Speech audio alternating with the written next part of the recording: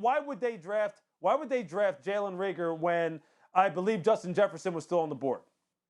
Because they thought they thought they needed that type of wideout, is what you're going to say. But hold on. I want to back up. If you worried about injury for your quarterback, Louis, would you split him out wide to use him as a blocker? Is that what you would do? He had a catastrophic injury not long ago. Would you do that? Okay, now what we're doing here is, now you're looking for a data point and looking for something to rationalize your opinion on Carson Wentz, saying this. Well, the reason why they put him out there is because they don't care. They're going to have him blocked because you know what? They're not really worried about it. Louis, I want to go back to last year. You said it was a miracle that he played them into the playoffs. Let me just say something. They're not doing that because they don't care about him anymore. They're trying to manufacture offense because they don't have anybody there to manufacture offense with. That's what they're trying to do. So they draft quarterback in the second round, they use him as a blocker, and it's all because they think that they made a wise investment.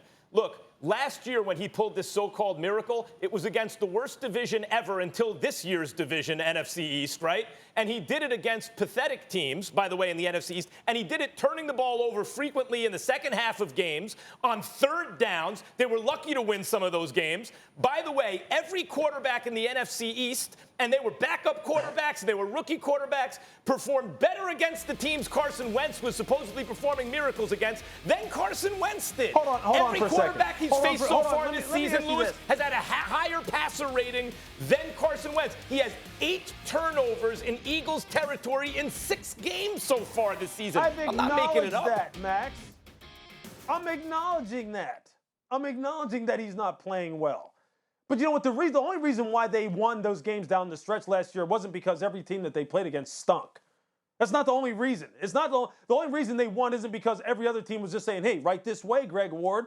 Right this way. I mean, hey, Carson, just throw this touchdown pass. We're just going to let you do it. That's not the only reason why they won the game. You have to give the young man some credit as to his ability to elevate those guys around him. He's very tough. It's always a balance of the two. He has a great arm, and he's very tough. He's capable of making miracle-level plays. Won a game.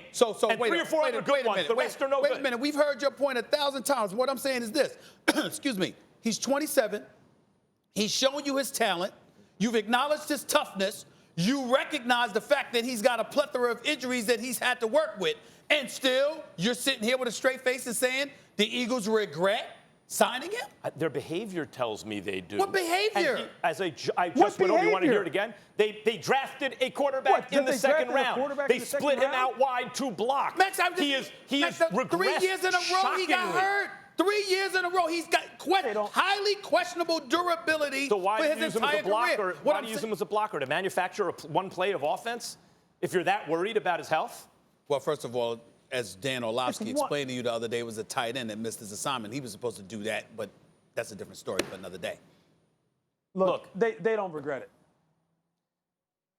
The Eagles right now need Carson Wentz to elevate them. When you pay a quarterback, franchise quarterback money, it's to make you competitive even when you shouldn't be, to win games, even when you can't, because you're devoting an enormous amount of your resources toward that position. Louis, I get everything you're saying. If he was a second or third year quarterback on his rookie deal, I would get it. He's a 5th-year starter on a franchise you were saying similar stuff about Derek Carr. But look at how good he's looking now. I agree. But look, in other words, you don't give up on him. I thought the Raiders did regret it with Carr. You know what?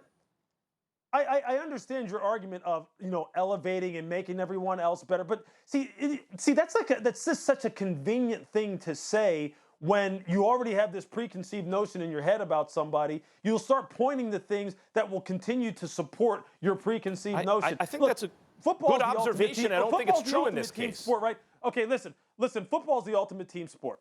It just is, okay? There is a lot of things that are going on in the course of a football game that will lead to success and failure, wins and losses. I'm not absolving Carson Wentz at all. We've all seen the plays where you sit there and go, Carson, what are you doing? You know better than that. You are better. And they've told him the same thing. They've told him the same thing.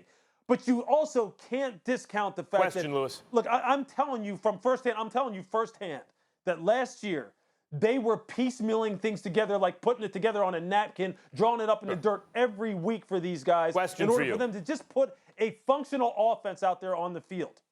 Louis, and he was executing at a very high level. Louis, are you hearing anything out of Philadelphia as to the amount of control or the amount of kind of compliance Carson Wentz has in running the offense? How often he changes things and how interested he is truly in running the offense? Because I hear he has plenty of control over the offense.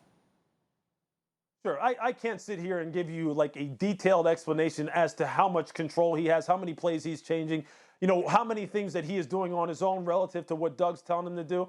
But I do know this. I know Doug Peterson. I do know this. I know Doug Peterson very well. I know how Doug coaches. I know how he feels about Carson. I know the challenges that they faced last year at the end of the season in order to put a functional offense out there on the football field last year. I know that firsthand. They have not lost faith in Carson. He needs to be better, but there are a lot of things that are coming together that are causing them to underperform. And look, you can start with Carson. That's fine. That's fine. But if I was sitting there, I would not regret having paid him. What I would be pissed off about and be ticked off about and disappointed about is the fact that I can't keep all my players on the field. I don't even know what our offense can possibly be because I don't ever have all of my guys available.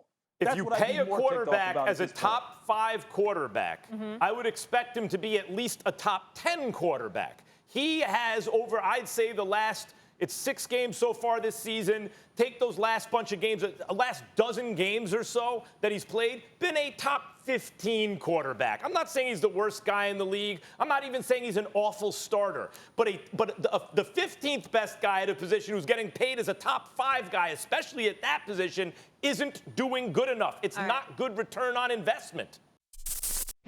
Thanks for watching ESPN on YouTube. For live streaming, sports, and premium content, subscribe to ESPN+.